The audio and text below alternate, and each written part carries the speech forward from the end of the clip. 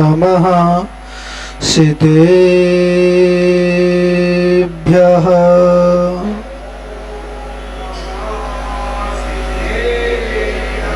ॐ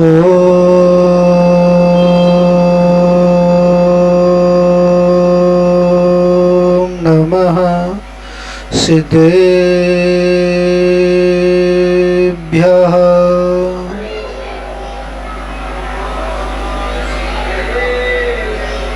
ॐ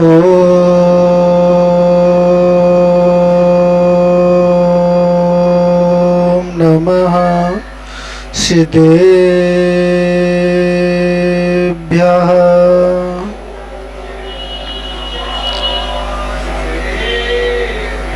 ऋणत्रयं च वन्दे चौवीशं जिणसदा वन्दे पंचगुरुणा वन्दे चरणं चरणं सदा वन्दे। णमोरिहन्ताडं णमो सिद्धाडं णमो आयरियाडं णमो वज्रायाडं णमो लोये सभ्यशाहुडं। बोलो अनंतानंद परमेष्टि भगवान की, मूल नायक श्री महावीर भगवान की, चिंतामणि पारसनाथ भगवान की, भाष्यल दिवाकर आचार्य श्री विमल सागर जी महाराज की, गणाचार्य श्री विराग सागर जी महाराज की, आचार्य श्री विशुद्ध सागर जी महाराज की, आचार्य श्री विनिश्चय सागर जी महाराज की, तीन कम नौ कोड़मरी राज की, अहिंसा परमो धर्म की।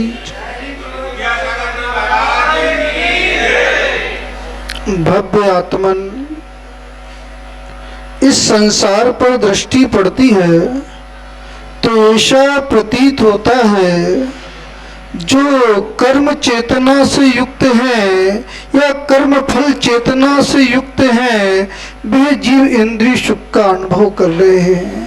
और जो जीव ज्ञान चेतना से युक्त है वे अतीन्द्रिय सुख का अनुभव कर रहे हैं, अनंत सुख का अनुभव कर रहे हैं, आत्म गुणों का अनुभव कर रहे हैं, अनंत ज्ञान से परिपूर्ण हैं।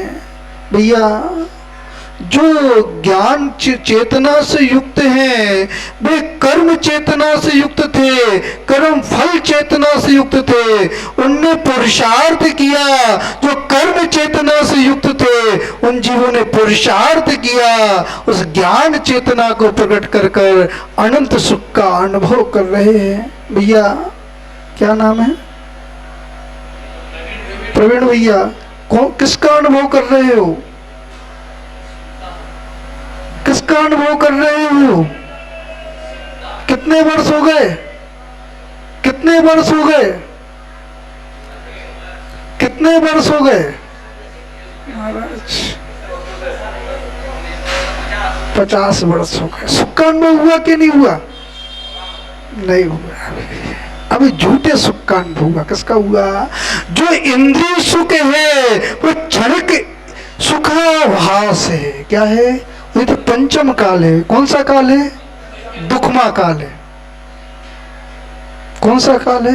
दुखमा काल। इसमें व्यक्ति सुख चाह रहा है, सुख की तलाश में है कि सुख मिले, पर आचार बर के रहे। जब तक ज्ञान चेतना से युक्त नहीं होगे तब तक सुख की प्राप्ति होने वाली। अनंत समय बीत गया, अनंत काल बीत गया, जीव को सुख का अनुभव नहीं हुआ। थोड़ा सा भोजन कर लेता है व्यक्ति तो सुख का अनुभव करता है। किसका अनुभव करता है? हमारे विनोद जी जाएंगे, अभी भोजन करेंगे, वो भोजन करके विश्राम करेंगे। क्या करेंगे? तो सुख का अनुभव करेंगे। पर आचार्य वर्ग कह रहे जो सुख छूट जाता है वो सुख नहीं है, जिसके बाद दुख आता है वो सुख नहीं है, वो तो इंद्रिय सुख है। कौन सा सुख है?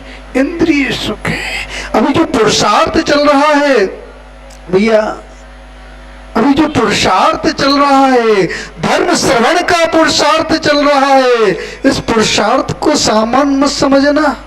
जब जीव का पुण्य का उदय होता है, विशेष पुण्य का उदय होता है, तब जाके वो जिनालय में बैठता है, धर्म का श्रवण करता है। इस संसार में कितने जीव? अनंत जीव हैं। कितने जीव हैं? अनंत जीव हैं। अनंत जीवों में जिनके पुण्य का उदय होता है वो जिनालय में आते हैं, और जिनका पाप का उदय होता है वो अस्पताल में रहते हैं। कहाँ रहते हैं? अस्पताल में। आपके पुण्य का उदय, किसका उदय है? आप जिनालय में बैठे हुए हो, धर्म श्रवण कर रहे हो। भैया पुण्य चल रहा है, निरंतर पुण्य चल रहा है। इस पुण्य में पाप बांध रहे हो कि पुण्य को बांध रहे हो? किसको बांध रहे हो? विचार करना। जीवन तो निकल रहा है, क्या निकल रहा है?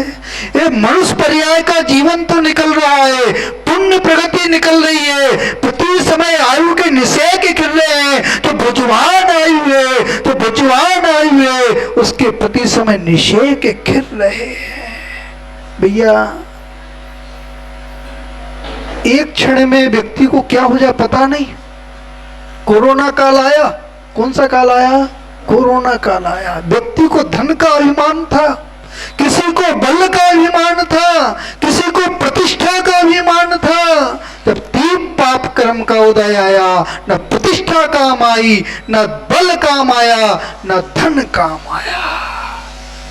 समझ में आ रहा है कि नहीं आ रहा है? भैया मनुष्य तो मान का पुतला है। किसका पुतला है? मान का पुतला है। मान की पुष्टि होती है तो प्रशंसा होती है, और मान की पुष्टि नहीं होती तो दुखी हो जाता है। सही है कि नहीं भैया? शिवपुरी कहाँ वाले? बुरहानपुर वाले संदीप भैया, सही है कि गलत है? जीव मान का पुतला है। सास बहू की प्रशंसा करे तो बहू खुश हो जाती है, और निंदा करे तो दुखी हो जाती है। बहू सास की निंदा करे, बहू अपने मायके की प्रशंसा करे तो सास को कैसा लगता है, और बहू अपने मायके की प्रशंसा करे तो सास को कैसा लगता है। अब तो केवली भगवान जानते हैं। कौन जानते हैं? केवली भगवान जानते हैं। क्योंकि मान है। जहां पे अभिमान होता है वहां पे धर्म नहीं होता है, वहां पे ज्ञान चेतना समझ में नहीं आती, वहां पे कर्म चेतना समझ में आती है, और निरंतर कर्म को बांधता है। जीव निरंतर कर्म को बांधता है। आचार वर्ग करे कसाई से स्थिति अनुभाग का बंध होता है। क्या बनता है? स्थिति अनुभाग का बंध होता है, और योग से प्रदेश स्वभाव प्रगति का बंध होता है। समझ में आ रहा कि नहीं आ रहा? भैया समझ लेना, श्वास आ रही हो जा रही है। केवली भगवान को भी बंद हो रहा है, एक समय का बंद हो रहा है। एक समय में वो कर्म आ रहा है, बंध को प्राप्त हो रहा है, और दूसरे समय में निर्जरा को प्राप्त हो रहा है। क्योंकि कसाय का उदय नहीं है। किसका उदय नहीं है? कसाय समाप्त हो गई है। सत्ता में कसाय नहीं है, और जिनकी कसाय समाप्त हो जाती है वो ज्ञान चेतना से युक्त हो जाते हैं। छद्मस्त अवस्था समाप्त होती है, ज्ञान चेतना से युक्त हो जाते हैं। कौन सा पुरुषार्थ चल रहा है? 4 प्रकार के पुरुषार्थ होते हैं। किस पर दृष्टि है? हमारा धन आना चाहिए, कैसे भी आना चाहिए। एक मंजिल मकान बनेगी तो दूसरी मंजिल भी बनना चाहिए, दूसरी मंजिल भी बनेगी तो तीसरी मंजिल बनना चाहिए। पहले घरों में सोफा सेट नहीं होते थे। क्या नहीं होते थे? घरों में सोफा सेट नहीं होते थे, कालीन बिछी नहीं होती थी, लोग पड़गान करते थे, दिगंबर साधुओं का पड़गान करते थे। तो सोचना पड़ता है, सोफा सेट रखा हुआ है, क्या रखा हुआ है, इसको हटाना पड़ेगा, तब जाके मुनियों का पड़गान होगा। आचार वर्ग रहे जो भोगी होते हैं, जो भोगी होते हैं उनकी भोग सामग्री पर दृष्टि होती है, वो भोगी होते हैं। इतने भोगी मत बनो कि आपके घर में दिगंबर साधु के चरण ना पड़ पाए। आचार वर्ग रहे यदि इतनी आसक्ति होगी, इतनी आसक्ति होगी तो तुम्हारा घर शमशान के समान होगा। जिस घर में दिगंबर साधु के चरण नहीं पड़े, जिस घर में दिगंबर साधु ने आहार को ग्रहण नहीं किया, वो घर शमशान के समान है। महाराज हमने तो फलाने महाराज जी आए थे तो उनका आहार करवा दिया, हमारा तो मकान कैसा बन गया, मंदिर बन गया है। वो दूसरे महाराज जी आए, मकान तो मंदिर बन गया है, पर आत्मा कैसी हो रही है, मन कैसा हो रहा है, शमशान जैसा हो रहा है। क्या समझा? आचार वर्ग रहे हैं, यदि आप अपने मूल गुणों का पालन नहीं कर रहे हो, पालन नहीं करो, अतिथि संविभाग करना चाहिए।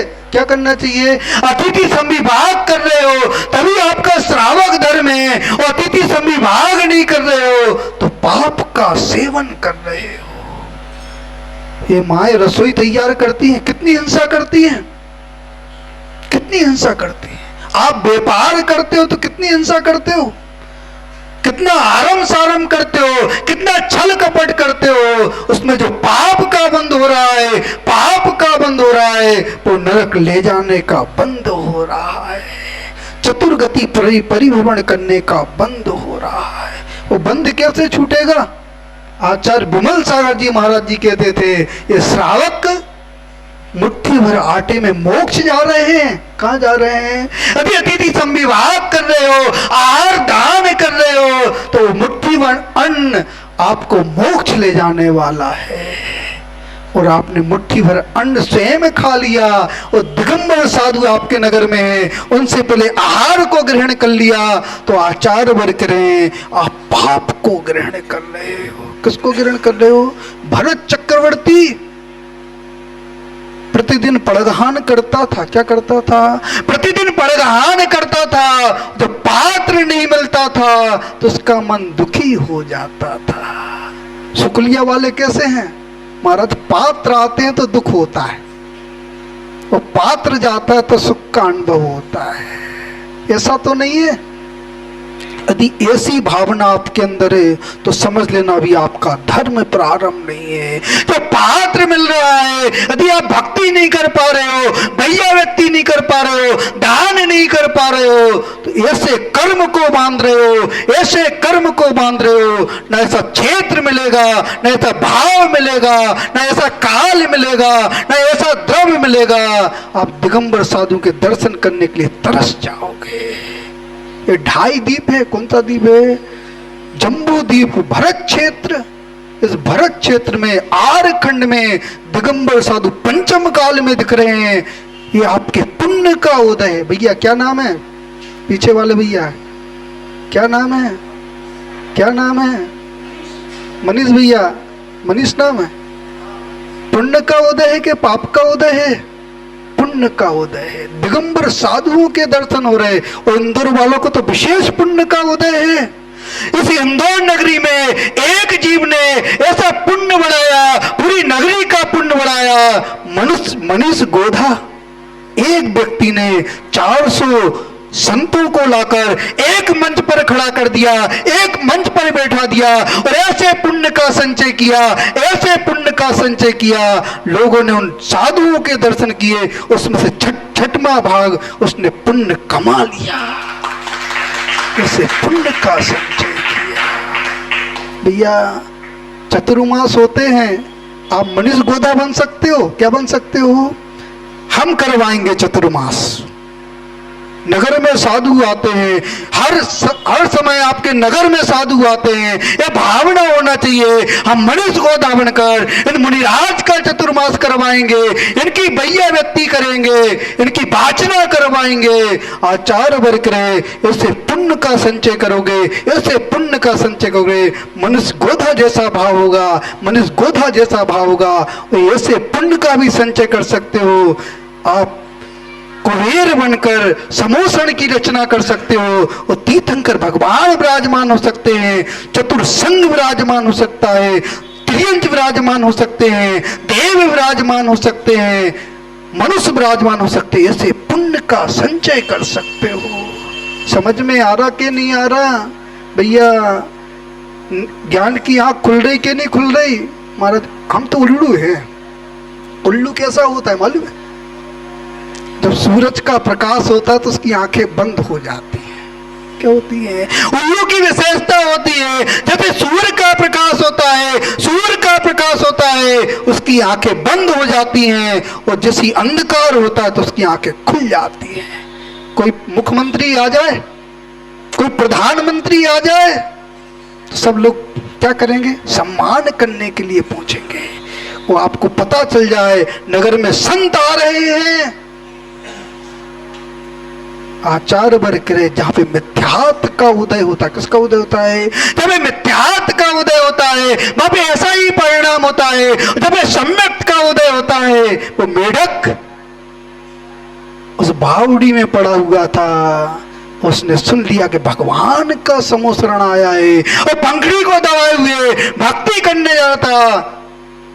वो भक्ति करते करते आयु का क्षय हो गया। किसका क्षय हो गया? आयु का क्षय हो गया, पर्याय का परिवर्तन हुआ। और जैसे ही पर्याय का परिवर्तन हुआ वो सैनिक से पहले जाके समोसरण में विराजमान हो गया। भैया धर्म कहां से प्रारंभ होता है? श्रद्धा से प्रारंभ होता है। कहां से होता है? सम्यक दर्शन ज्ञान चारित्राणि मोक्ष मार्ग। चारित्र को समझना है। किसको समझना है? चारित्र दो प्रकार का होता है, एक विकल चारित्र होता है, एक सकल चारित्र होता है। आपका कौन सा चारित्र है? कोई चारित्र है कि नहीं है? महाराज भगवान की पूजन भी करते हैं, अभिषेक भी करते हैं, शास्त्र भी पढ़ लेते हैं, जाप भी कर लेते हैं, होटल पे जाकर भोजन भी कर लेते हैं, बफर सिस्टम में भोजन भी कर लेते हैं। क्या चारित्र है? आचार वर्ग रहे। श्रावक का धर्म शुद्ध भोजन से प्रारंभ होता है, शुद्ध जल से प्रारंभ होता है। अभी व्यायाम चल रहा है। क्या चल रहा है? धोती पहनने का व्यायाम चल रहा है, मंदिर सीढ़ियों को चढ़ने का व्यायाम चल रहा है। यदि चारित्र में शुद्धता नहीं है, चारित्र में शुद्धता नहीं है तो आचार वर्ग रहे हैं, अभी व्यायाम चल रहा है तो ज्ञान है वो पंगु है। कैसा है? कोई लंगड़ा व्यक्ति पहाड़ पे चढ़ना चाहे, पहाड़ को तो देख रहा है पर उस पर चढ़ नहीं पा रहा है। भैया 55 वर्ष के हो गए कि नहीं हो गए? हमारे विजय भैया 55 वर्ष के हो गए कि नहीं हो गए? ज्यादा के हो गए। बाण प्रश्न लग गया। क्या लग गया? आचार्यों ने कहा 55 वर्ष के बाण प्रश्न लग जाता है। 55 वर्ष के बाद घर का त्याग होना चाहिए, घर का त्याग होना चाहिए, संयम को धारण करना चाहिए। महाराज अब तो डाई का जमाना है। किसका जमाना है? डाई का जमाना। हम बूढ़ा होना ही नहीं चाहते। विनोद भैया डाई करते कि नहीं करते? त्याग कर देना करते हो। क्या करते हो? यदि डाई करते हो त्याग कर देना। आचार वर्ग रहे उस पर्याय को देखकर, जो वृद्ध पर्याय को देखकर वैराग उत्पन्न हो सकता है। ऐसे भी जीव हैं जिनने एक बाल को देखा, एक सफेद बाल को देखा, उनने संयम को धारण कर लिया। महाराज पूरे सफेद हो गए, कोई फर्क ही नहीं पड़ रहा है। अब तो कोई फर्क ही नहीं पड़ रहा है। आसक्ति बढ़ रही है। क्या बढ़ रही है? हमें अपने ग्रस्त जीवन का निर्वाह करना है, व्यवहार का निर्वाह करना है। आचार्यों ने कहा व्यवहार बिगड़ जाए पर धर्म नहीं बिगड़ना चाहिए। क्या नहीं बिगड़ना चाहिए? धर्म नहीं बिगड़ना चाहिए। समझ में आ रहा कि नहीं आ रहा? एक सेठ दुकान पर बैठा हुआ था, धन दौलत से परिपूर्ण था, 7 मंजिल का मकान था। आपके कितने मंजिल का है? 2 मंजिल का है। छत पे चढ़ते तो कैसा लगता है? छत पे चढ़ते तो कैसा लगता है? सामने वाले की बिल्डिंग छोटी हो तो कैसा लगता है? अच्छा लगता है। और सामने वाले की बिल्डिंग बड़ी हो तो कैसा लगता है? वो तो केवली भगवान जानते हैं। कौन जानते हैं? केवली भगवान जानते हैं। आचार वर्ग रहे, यदि सम्यक गुण होगा, सम्यक चारित्र होगा तो चिंतन होगा, उसके पाप का उदय है इसलिए उसकी बिल्डिंग छोटी है, मेरे पुण्य का उदय है इसलिए मेरी बिल्डिंग बड़ी है। यदि किसी की बिल्डिंग बड़ी है तो ऐसा चिंतन होगा, ईर्ष्या नहीं होगी, उसके पुण्य का उदय है और मेरे पाप का उदय है। समझ में आ रहा कि नहीं आ रहा? अब बहू को सास से ईर्ष्या नहीं होगी, सोने के कंगन बनेंगे। क्या बनेंगे? सोने के कंगन बनेंगे। तो बहू को सास से ईर्ष्या नहीं होगी, वो सास को बहू से ईर्ष्या नहीं होगी। आचार वर्ग रहे, वस्तु स्वभावो धम्मो, जैसा वस्तु का स्वरूप है वैसा यदि आपको समझ में आ रहा है तो धर्म ध्यान हो रहा है। तो वह जीव अपनी दुकान पर बैठा हुआ था, एक दिगंबर सर मुद्रा लिए हुए उसके नगर में चले आ रहे थे, नगर में चले आ रहे थे और मुनिराज ने उस नवदा भक्ति से पड़गाहन हुआ, उनका आहार निरंतर आहार हुआ। वो आहार के बाद जैसे ही चले आ रहे थे वो सेठ अभिमान में फूला हुआ था। किसमें फूला हुआ था? जो अभिमान में फूले हुए होते हैं वो धर्म को छोड़ देते हैं। जो प्रमादी होते हैं वो धर्म को छोड़ देते हैं। जब मैं प्रमाद समाप्त होता है, वहीं से धर्म प्रारंभ होता है। तो वह जीव दुकान पर बैठा हुआ था, मुनिराज चले जा रहे थे, उसकी पर्याय को देख रहे थे, उसकी पर्याय को देख रहे थे। और जैसे ही मुनिराज ने देखा, उसको हंसी आ गई। मुनिराज को क्या आ गई? हंसी आ गई। किसी मुनिराज को सामान मत समझना भैया, ज्ञान सागर जी, किसी मुनिराज को सामान मत समझना। हमारे ज्ञान सागर जी तो बहुत अच्छे हैं। कोई भी मुनिराज आ जाए, कहीं भी सूचना मिल जाए, उनकी बैयावत्ती करने जाना ही जाना है। आचार्य वर्ग करे, जिसकी दिगंबर साधु प्रशंसा करते हैं, वो व्यक्ति श्रेष्ठ होता है। क्या होता है? श्रेष्ठ होता है। इस नगर में श्रेष्ठ कौन है? तो यदि दिगंबर साधु आपके नगर में आ रहे हैं और कलश लेकर खड़ा हुआ है, कलश लेकर खड़ा हुआ है, नमो लोए सभ्य साउणम, वो मुनिराज को नहीं देख रहा, उसके यश को नहीं देख रहा, भीड़ को नहीं देख रहा, सिर्फ मुनिराज की चर्या को देख रहा है, अपने कर्तव्य को देख रहा है, अतिथि संविभाग को देख रहा है। वो नगर में सबसे श्रेष्ठ व्यक्ति है। समझ में आ रहा कि नहीं आ रहा? भैया समझ लेना, श्वास आ रही वो जा रही है। मुनिराज को हंसी आ गई, वो अपने गंतव्य स्थान पर चले गए, अपने उद्यान में चले गए। पहला दिन बीत गया, दूसरा दिन आया, मुनि ने फिर प्रतिज्ञा ली, उस नगर में प्रवेश किया, परगान हुआ, नब्दा भक्ति से आहार हुआ। और मुनिराज जैसे ही आहार कर कर लौट रहे थे, सेठ पर दृष्टि पड़ गई, पुनः हंसी आ गई। क्या गई? पुनः हंसी आ गई। अब 2 दिन हो गए। जो दिगंबर साधु होते हैं, उनकी जो प्रतिक्रिया होती है वो सामान्य नहीं होती, विशेष होती है। यदि आपने दिगंबर साधु को सामान्य समझ लिया तो आचार्य वर्ग के रहे, आप अपने पुण्य को नष्ट कर रहे हो। किसको नष्ट कर रहे हो? पुण्य को नष्ट कर रहे हो। तो मुनिराज तीसरा दिन हुआ, पुनः उन्होंने प्रतिज्ञा ली, उस नगर में प्रवेश किया, पड़गान हुआ, नब्दा भक्ति पूर्वक पड़गान हुआ। और जैसी पड़गान हुआ, निरंतर आहार हुआ, और निरंतर आहार होने के बाद पुनः सेठ पर दृष्टि पड़ी और पुनः हंसी आ गई। क्या आ गई? हंसी आ गई। भैया आप लोग को देख के मैं भी हंस रहा हूं। जहाँ पे संयम धारण करना चाहिए, वहाँ पे असंयम के नाव पर बैठे हुए हो, उस संसार को पार करना चाहते हो।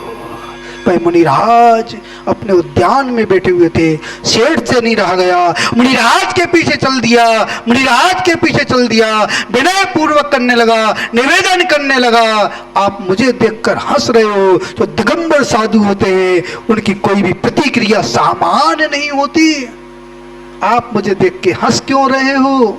तो मुनिराज कह रहे संसार है। क्या है? ये तो संसार है, इस संसार में तो ऐसा ही चलता रहता है। और हट पर पकड़ गया। मुनिराज अपने ज्ञान दृष्टि से देख रहे हैं, ये भव्य जीव है। आप भी नमोस्तु करते हो? क्या करते हो? हम समझ जाते कितने पानी में हो। आपकी श्रद्धा कैसी है? आपकी भावना कैसी है? भैया काय का व्यापार है? आयल का व्यापार हो, आपको आयल की गुणवत्ता पता है। कपड़े वाले व्यापारी को कपड़े की गुणवत्ता पता है। जो सोनी होता है उसको सोने की गुणवत्ता पता होती है। जो लोहार होता है उसे लोहे की गुणवत्ता पता होती है। जो दिगंबर साधु होते हैं उन्हें कसाई की गुणवत्ता पता होती है। जीव के भाव कहते हैं, जीव के परिणाम कहते हैं। वो एक दृष्टि डालते हैं और जीव को समझ जाते हैं ये कितने पानी में है। दिगंबर साधु को सामान मत समझना, दिगंबर साधु को सामान मत समझना। उस दिगंबर साधु देख रहे थे, वो मुनिराज देख रहे थे, उसकी पर्याय को देख रहे थे, उसके भाव को देख रहे थे। ये भव्य जीव है, निकट भाव है। कौन सा भाव है? निकट भाव है। मुनिराज कह रहे सुनना चाहते हो? क्यों हंसी आई? पहले दिन तुम बकरे को भगा रहे थे। किसको भगा रहे थे? एक बकरे को भगा रहे थे। तो सेठ कहता है उस जीव से परेशान हूँ, उस पशु से परेशान हूँ। दुकान के अंदर प्रवेश करता है, भवन में प्रवेश करता है, जो कीमती वाला अनाज, उस कीमती वाले अनाज को खाता है। मुनिराज कह रहे हैं बकरा कौन है? तुम्हारे पिछले जन्म का बाप है। कौन है? पिछले जन्म का है। जिसने पूरी संपत्ति दी, छल कपट किया, मायाचारी की और मायाचारी से तिर्यंज पर्याय को प्राप्त कर लिया। आज तुम उसे मुट्ठी भर अनाज खाने के लिए नहीं दे रहे हो। ये पर्याय के परिवर्तन को देखकर मुझे हंसी आ गई। दूसरे दिन क्यों हंसे? दूसरे दिन क्यों हंसे? तुम अपने नाती को लोरी गा गा कर सुला रहे थे। क्या कर रहे थे? सुला रहे थे। भैया कौन प्यारा है? मूल प्यारा है कि ब्याज ब्याज प्यारा है? महाराज पहले कहते थे बच्चे बड़े हो जाएंगे तो संयम धारण कर लेंगे। क्या कर लेंगे? संयम धारण कर लेंगे। अब नाती बड़े हो जाएंगे तो संयम धारण कर लेंगे। इनका विवाह हो जाएगा तो संयम धारण कर लेंगे। किसको धोखा दे रहे हो? स्वयं को धोखा। किसको दे रहे हो? स्वयं को धोखा दे रहे हो। तब मोक्ष मार्ग पर चलना चाहिए, वहां पे संसार के कीचड़ में फंस रहे हो। पर्याय डूब रही है, पुण्य प्रगति डूब रही है। जिसने पुण्य प्रगति के उदय में पाप का संचय किया, उस रावण ने पाप का संचय किया, वो नरक में जाकर वास कर रहा है। कहाँ जाना है भैया? बैठे बैठे जाना है कि लेटे लेटे जाना है? कैसे जाना है? कैसे जाना? समाधि मरण करना है? किसी से भी पूछो। समाधि मरण करना क्या करना है? बिस्लरी का पानी पीते के नहीं पीते? महाराज बिस्लरी का पानी पीते हैं। बिस्लरी का पानी पीते हैं। बैठे बैठे जाने वाले नहीं। आचार्य करें 12 साल का अभ्यास होता है। 12 साल का अभ्यास होता है। वही उत्कृष्ट अभ्यास 12 साल का होता है। जो 12 साल का अभ्यास करते हैं वो बैठे बैठे जाते हैं। अभ्यास तो करना पड़ेगा। त्याग तपस्या का अभ्यास करना ही पड़ेगा। त्याग तपस्या का अभ्यास करोगे, जगत रूप देवी समाधि मरण हो गया तो 32 भव में निर्माण को प्राप्त करेंगे। कितने भाव लगेंगे? मात्र 32 भव में जी निर्माण प्राप्त करेगा। समझ में आ रहा नहीं आ रहा? भैया दादाजी चश्मा वाले समझ में आ रहा कि नहीं आ रहा? क्या बाकी रह गया?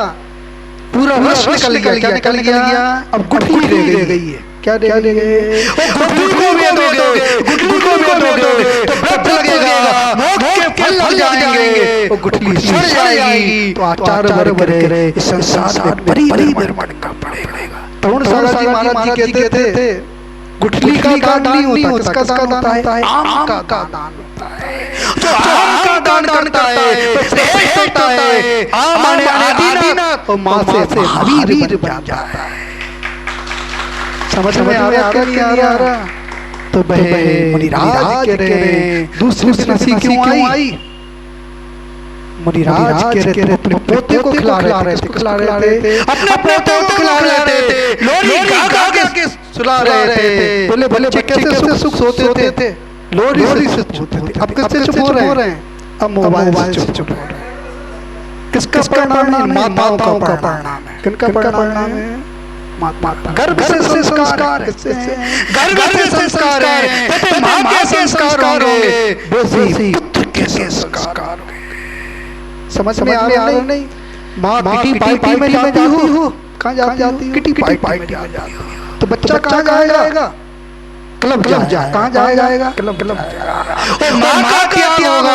माँ का क्या होगा? तो बच्चे में संस्कार आएंगे, वो क्लब नहीं जाएगा, वो भगवान के चिन्हालय में जाएगा, भक्ति करेगा, उपासना करेगा, पुण्य का संचय करेगा। समझ में आ रहा कि नहीं आ रहा? त्याग होना चाहिए। किटी पार्टी का त्याग होना चाहिए। संस्कार को जीवित रखना है, संस्कृति को जीवित रखना है तो माँ को किटी पार्टी का त्याग करना चाहिए। समझ में आ रहा कि नहीं आ रहा? पहले बलुआ होते थे। क्या होते थे? दाल धोने का बलुआ होता था, अनाज साफ करने का बलुआ होता था, घर गृहस्थी के कार्य करने के बलुआ होते थे, शुद्ध भोजन तैयार करने का बलुआ होता था। अब काय का बलुआ होता है? किटी पार्टी का बलुआ होता है। किसका होता है? किटी पार्टी का बलुआ होता है। आचार्य वर्ग करें तो स्त्री होती है, दोनों कुल का दीपक होती है। एक कुल का दीपक नहीं होती है, कुल का दीपक जल रहा है, मर्यादा का दीपक जल रहा है, धर्म का दीपक दीपक जल रहा है, चारित्र का दीपक जल रहा है, तो परिवार में धर्म है, समाज में धर्म है, राष्ट्र में धर्म है, और दीपक बुझा हुआ है, संस्कृति का दीपक बुझा हुआ है, तो आचार्य वर्ग रहे हैं आप संस्कारों से भी होने वाले हो, संस्कृति से भी होने वाले हो। समझ में आ रहा नहीं आ रहा? पटरानी भरत चक्रवर्ती की पटरानी एक रत्न थी। क्या थी? एक रत्न थी, उसमें सामर्थ्य थी, वो हीरे को अपने हाथ से मसल देती थी, इतनी शक्ति थी। पर भरत चक्रवर्ती ने 60,000 वर्ष युद्ध किया। कितने वर्ष किया? 60,000 वर्ष युद्ध किया। वो पटरानी को साथ में नहीं ले गया। क्यों नहीं ले गया? उसमें तो शक्तिशाली थी, युद्ध में भागीदार बन सकती थी। भैया क्या नाम है? अभी से भैया बात अच्छे से सुनना।